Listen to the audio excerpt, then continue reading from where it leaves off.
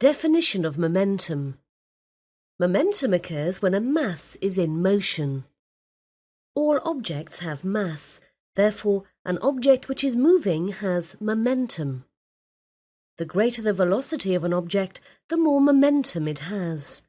The greater the mass of an object in motion, the more momentum it has. Momentum and motion.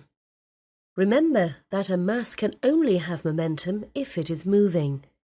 A mass, however large, will have no momentum if it is not in motion. This means that even a tiny pellet fired from an airgun has more momentum than the biggest, heaviest roller coaster sitting still. Mass, velocity and momentum. If we double the mass of an object, the momentum of that object will double. This is because mass is directly proportional to its momentum. Momentum is also doubled when the velocity is doubled. This is because velocity is also directly proportional to the object's momentum. Quick quiz. When we quadruple the mass of an object, what happens to its momentum? It quadruples. This is because mass, as well as velocity, are both directly proportional to an object's momentum. Calculating momentum. If we know the mass of an object and we know its velocity, we can calculate its momentum. The equation we use for this is momentum equals mass times velocity. P equals m times v. The unit of momentum is taken from the unit of mass multiplied by the unit of velocity. The standard mass unit is the kilogram, and the standard unit of velocity is the meter per second. This means that the standard unit of momentum is the kilogram meter per second, or kgm/s.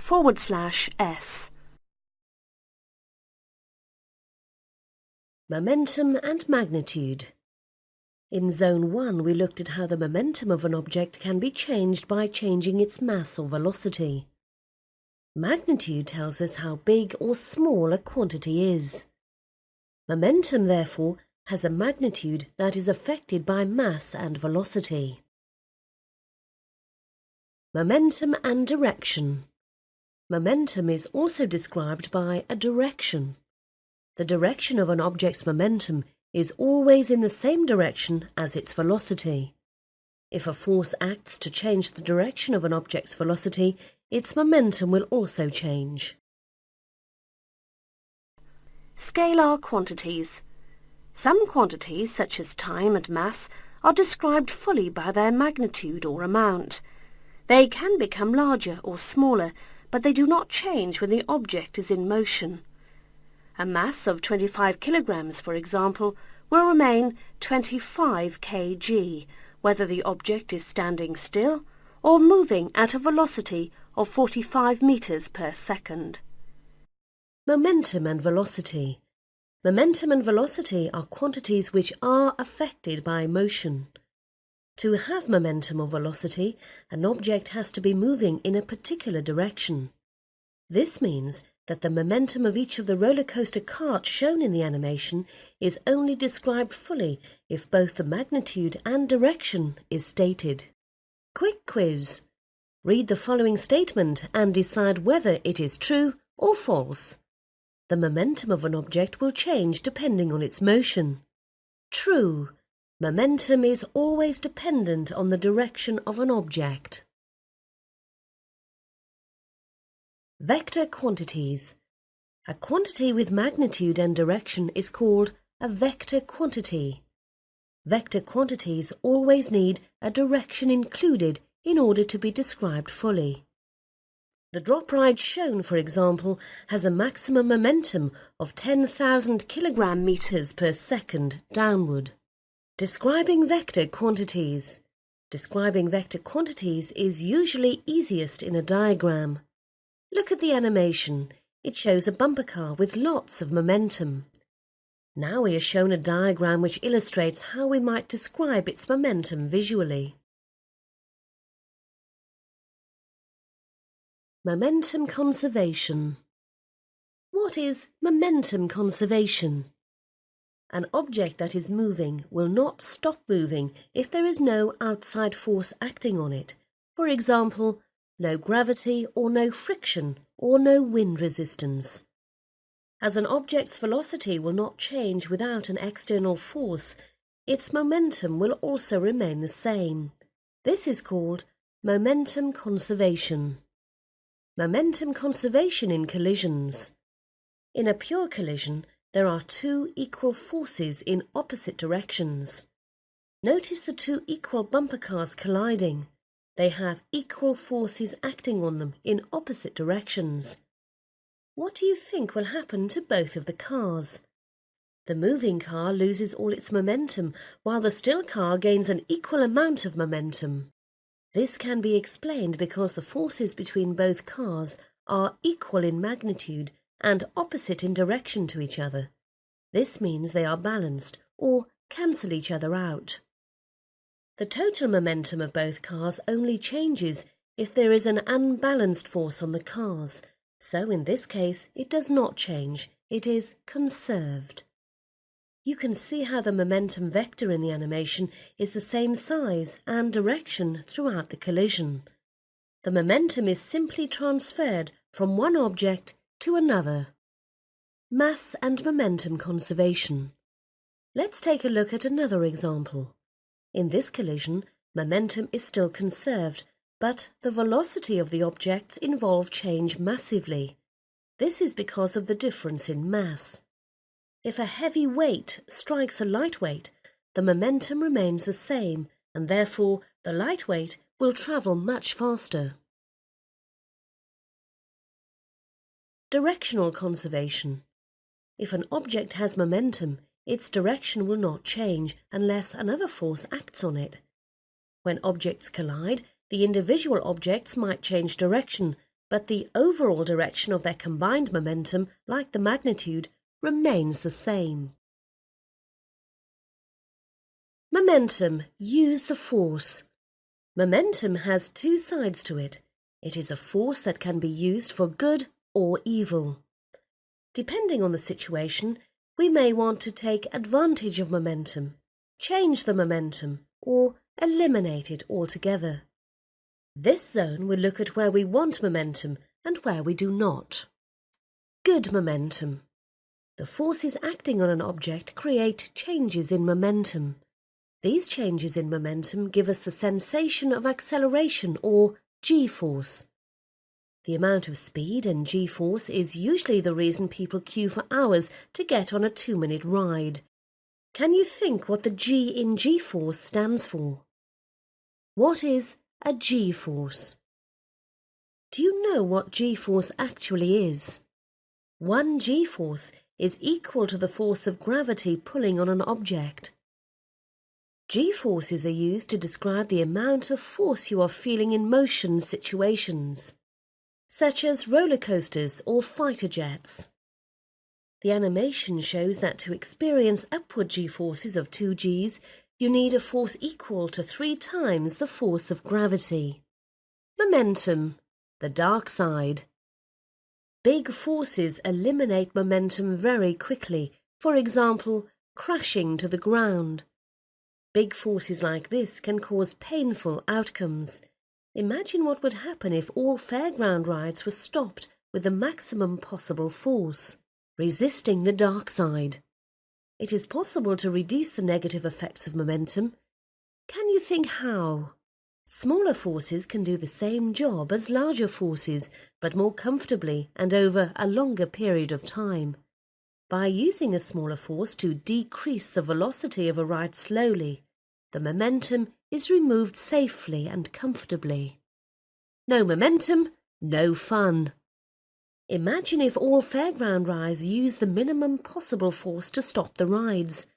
Not only would it take a very long time for the ride to stop, but most of the momentum that creates the thrill of the ride would also be lost.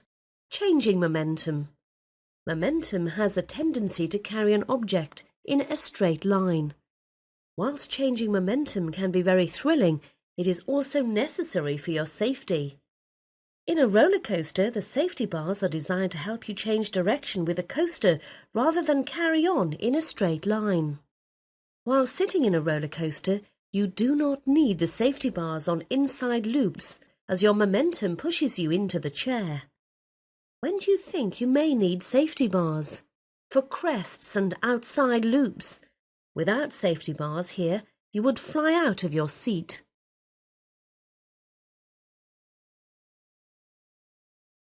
Circular motion. Steady motion. When forces are balanced on an object, they create a steady motion. Steady motion, fast or slow, can be boring, for example, travelling on a motorway. Changing momentum and acceleration, or G-force, provide the thrill in a ride, a cheap alternative for theme parks. Theme parks are constantly building bigger, faster and more elaborate rides to create the ultimate thrill. As large organizations, they do not need to worry about the size or complexity of the structure. Funfair operators, however, need a cheap, mobile and compact way to provide the same thrills, so they have come up with a simple solution: circular motion. Momentum and circular motion. As momentum moves in a straight line, creating circular motion requires a force that is constantly pulling on an object to change its direction. The animation above shows how the direction of riders in circular motion continually changes.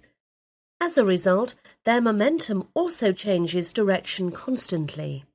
Quick quiz.